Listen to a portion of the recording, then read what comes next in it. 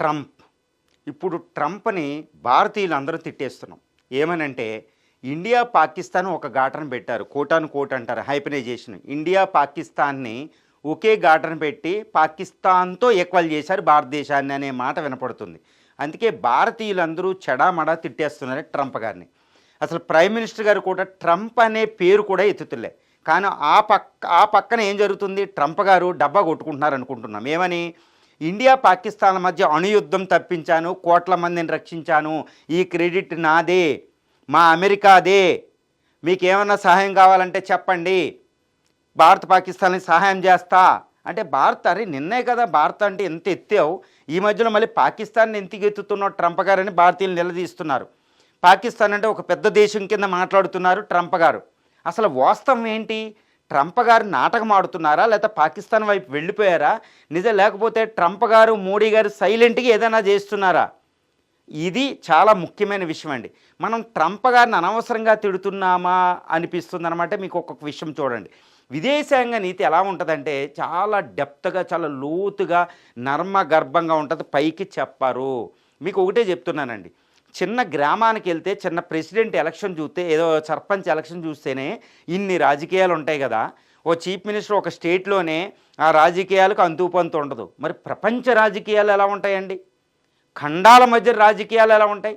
Super power రాజకీయాలు ఎలా ఉంటాయి? అది భారత్, పాక్, చైనా, అమెరికాలు ఇన్వాల్వ్ అయిన యుద్ధాలు. అక్కడ మాటలు పైకి వినపడతాయా? మీకు చెప్తారా పైకి? ఎంతటి లోతుగా ఉంటుందో విదేశాంగ విధానం చూడండి. నేను చెప్పేది చూడండి. ఇప్పుడు నేను చెప్పేది సూటుగా చెప్తున్నా.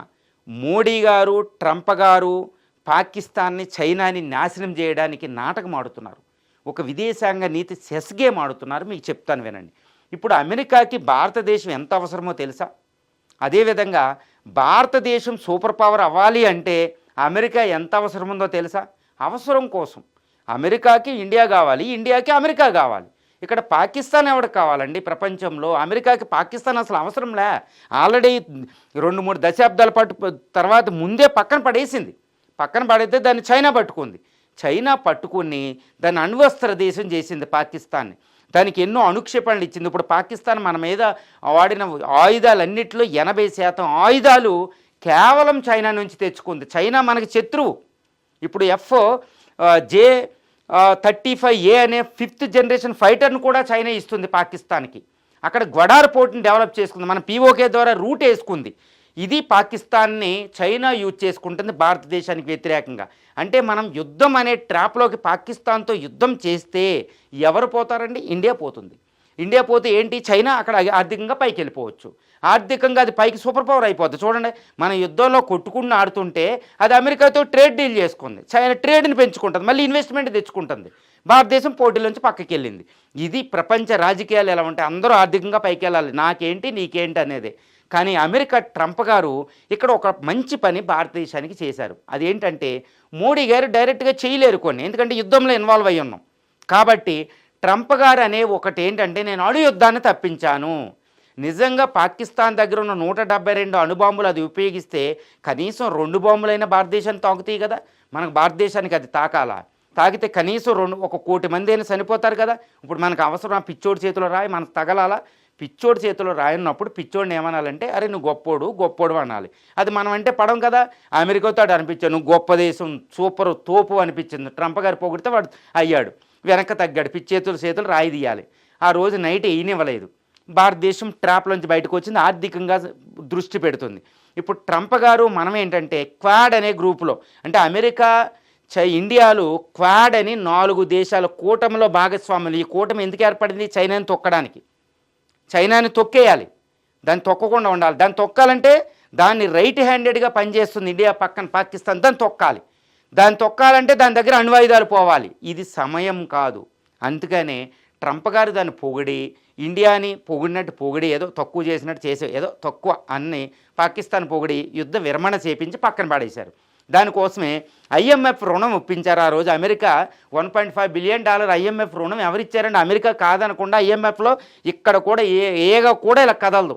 IMF రుణం ఒప్పించింది. సరే ఫుడ్ అతను తినాన్ని పక్కన పెట్టింది. ఇది యుద్ధం బయటకు వచ్చాం. ఇండియా ఇప్పుడు ఆర్థికంగా దృష్టి పెడుతుంది.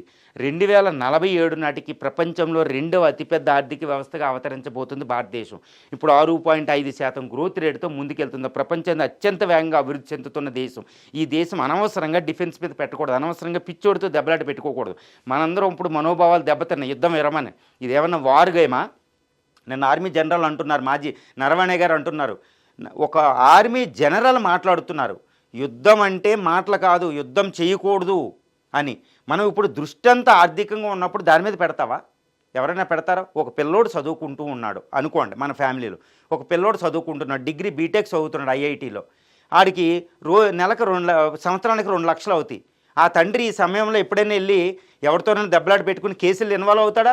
వాడు కేసు పెడతా కూర్చొని నోరు మూసుకుని కూర్చుంటాడు, నా కొడుకు పెద్దోడు అవ్వాలని. కొట్టించుకుంటాడు. అదే సమయంలో ఇల్లు కట్టరు, పెళ్ళిళ్ళు చేయరు. ఆ పిల్లోడు పెద్దోడు అవుతే మన భారతదేశం 2047 నాటికి ప్రపంచంలో $40 ట్రిలియన్ రెండవ అతిపెద్ద ఆర్థిక వ్యవస్థ అవబోతుంది. 2087 by the turn off this century India is going to surpass even China. అప్పటికి $80 ట్రిలియన్ ఎకానమీ అవుతుందండి. పూర్వ వైభవం పోగొట్టుకున్నాం. 1500 సంవత్సరాలు ఆ బ్రిటిష్ వాళ్ళు ముస్లిం పాలనలో మగ్గిపోయాం. 1500 సంవత్సరాలు.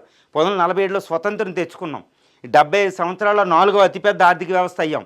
ఇంకొక 25 సంవత్సరాలు 2047 నాటికి, అంటే 100వ స్వతంత్ర దినోత్సవం నాటికి మనం చూస్తాం ప్రపంచంలో అత్యంత ఆర్థిక వ్యవస్థ. చూడండి, మొన్న ఇండియా పాకిస్తాన్ తుక్కు రెగ్గొట్టాం మూడు రోజుల్లో. ఎందుకంటే ఆయుధాలు కొనుక్కున్నాం.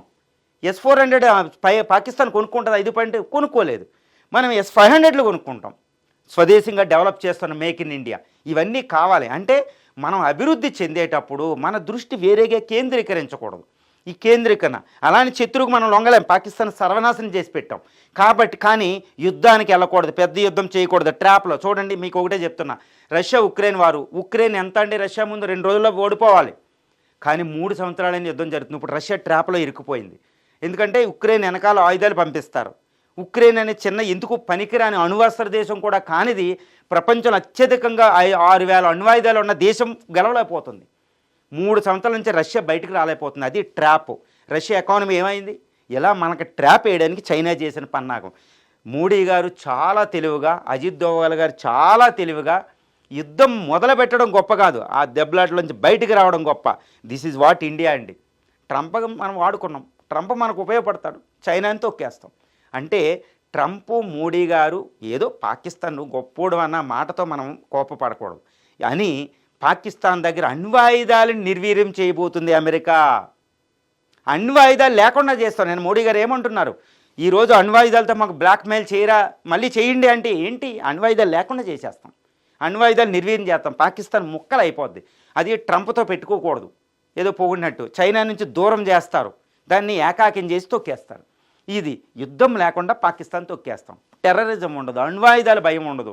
అసలు దక్షిణాసియాలో ఇంక మామూలుగా ఉంటారు, అఖండ భారత స్వప్నం వచ్చేస్తుంది. ఎందుకంటే ఇండియా గొప్పది అవ్వాలి, ఇది ట్రంప్ గారి కోరిక. ఎందుకంటే ఇండియా గొప్పది అవుతేనే చైనాని అణచగలుగుతారు. అమెరికా చైనాని అణచలేదు ఇండియా హెల్ప్ లేకపోతే. పాకిస్తాన్ ఎందుకంటే పాకిస్తాన్ మొత్తం నన్ను కలుపుకోమన్నా పాకిస్తాన్ అమెరికాకు ఉపయోగం లేదు. ఇప్పుడు ఇండియా హెల్ప్ ఉంటేనే చైనాని తొక్కుతారు. చైనా అమెరికా పాలిటిక్స్ని మనం చాలా జాగ్రత్తగా వాడుతున్నాం. అందువల్ల ట్రంప్ గారి మాటను గౌరవించారు మోడీ గారు. అంతేగాని ట్రంప్కి లొంగడం కాదు, అది దౌత్యనీతి. ఇది ఇంటర్నేషనల్ చెస్ గేమ్.